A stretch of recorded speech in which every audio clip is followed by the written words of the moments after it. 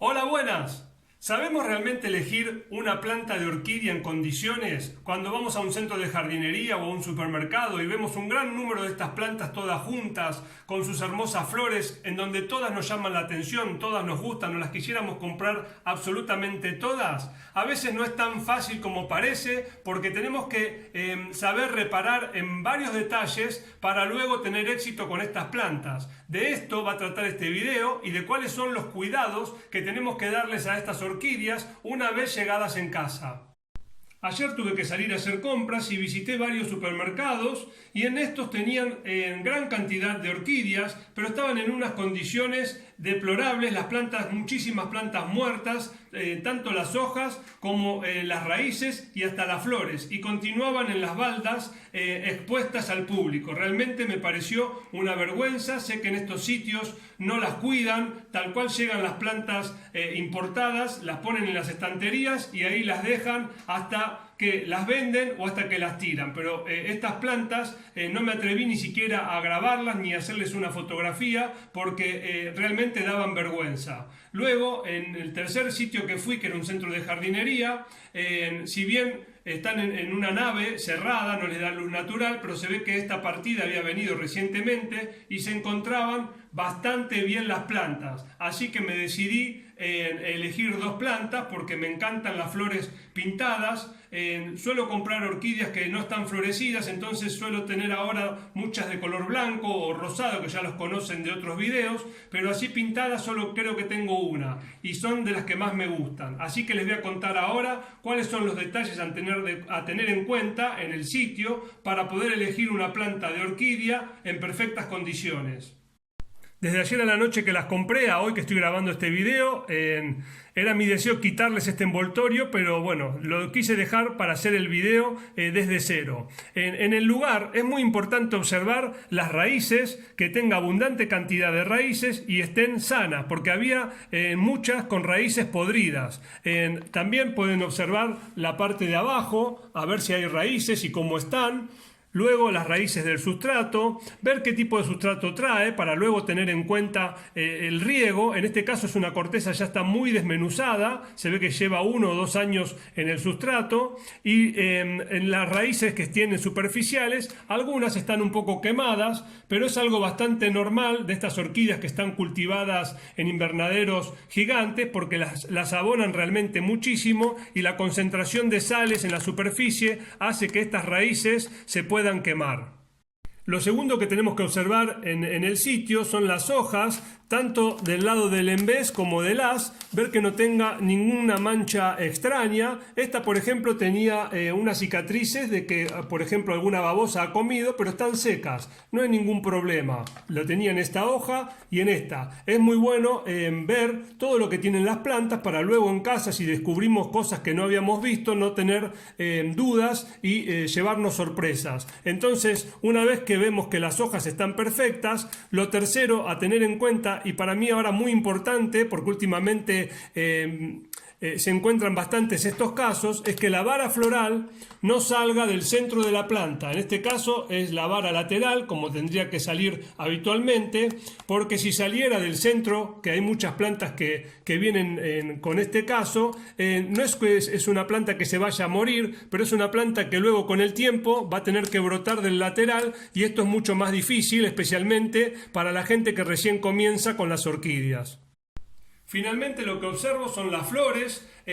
Siempre elijo plantas que estén en mejor condiciones en cuanto a lo que son las raíces y las hojas. El número de flores o pimpollos para mí es secundario porque luego en el cultivo en casa vamos a tener otras floraciones. En el caso de las Phalaenopsis, que son muy sensibles a los cambios de temperatura y siendo plantas que vienen de importación y que han viajado muchos días en camiones y luego están expuestas en estos supermercados o centros de jardinería y finalmente las traemos a casa, son varias veces que estas plantas pasan por cambios bruscos de temperatura. Es normal que los pimpollos puedan abortar, porque es una planta que es sensible en este aspecto. Por eso recomiendo elegir plantas que estén en su mayor parte florecidas, en un 80% florecidas, porque aquellas plantas que traen las varas todas llenas de pimpollos luego pueden comenzar a abortar y les aseguro que se pueden quedar con las ganas de ver una flor abierta. Así que es el consejo que les doy y también lo practico para mí mismo. Llegó el momento que tanto deseaba desde ayer, quitarles este plástico y que las hojas vuelvan a su posición normal. Voy a quitarles el plástico en donde vienen envueltas. A ver cómo le quito, así lo voy desprendiendo sin romper la planta. También podría levantar la planta y quitarlo, así. Y ahora vamos a ver en detalle luego la planta. Miren, la hoja queda doblada, pero poco a poco con la luz va a ir recuperando su postura normal. Como muchos amigos y amigas del canal son de todas partes del mundo y siempre me preguntan el precio que puedo pagar las plantas, esta que es de una sola vara tiene un valor de 7,29 y esta que tiene dos varas tenía un valor de 9,49, no tenían descuento ninguno. No siempre las plantas están en oferta, pero lo importante es elegir planta que a uno les guste y estas dos me enamoraron apenas las vi con sus flores pintadas. Son parecidas pero a la vez son distintas. Esta la voy a quitar el plástico, quitándola desde arriba.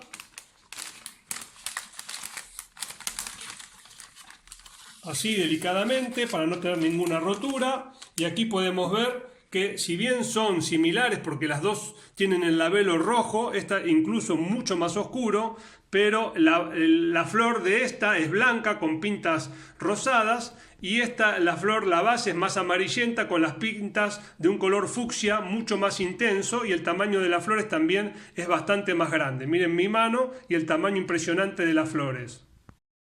Un amigo del canal me preguntaba de qué dependen que las Phalaenopsis den algunas una vara, otras dos varas o incluso más cantidad de varas. He tenido una Phalaenopsis hasta con 7 varas florales que dio un año, pero luego al año siguiente volvió a dar 1, 2 o 3. No siempre dan la misma cantidad de vara. Distinto es en estos viveros productores en donde tienen un abonado especial, unas condiciones especiales y donde sacan una cantidad de varas mayores. Pero también va a depender de las variedades. Hay variedades que no dan tantas varas de por sí, otras la dan unas varas simples y otras las pueden dar muy ramificadas, así que cada variedad a su vez es distinta. Vamos ahora a lo más importante, a dónde ubicar estas plantas. Las Phalaenopsis son orquídeas de clima cálido, por eso no resisten temperaturas inferiores a 15 grados.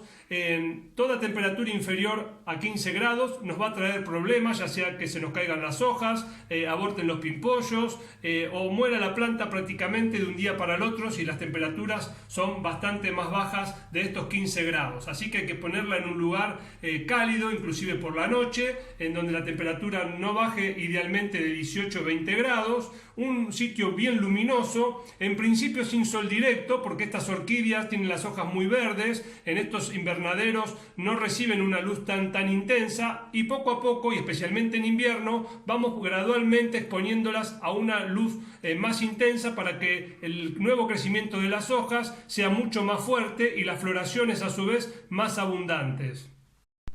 Aprender a regar las orquídeas es fundamental para tener éxito en el cultivo de estas plantas. Cuando compramos una orquídea, lo primero que tenemos que observar también es qué tipo de sustrato trae. Estas en particular traen una mezcla de básicamente corteza y no sé si algo de piedra muy fina. Aquí veo un poco de piedra tipo volcánica muy fina.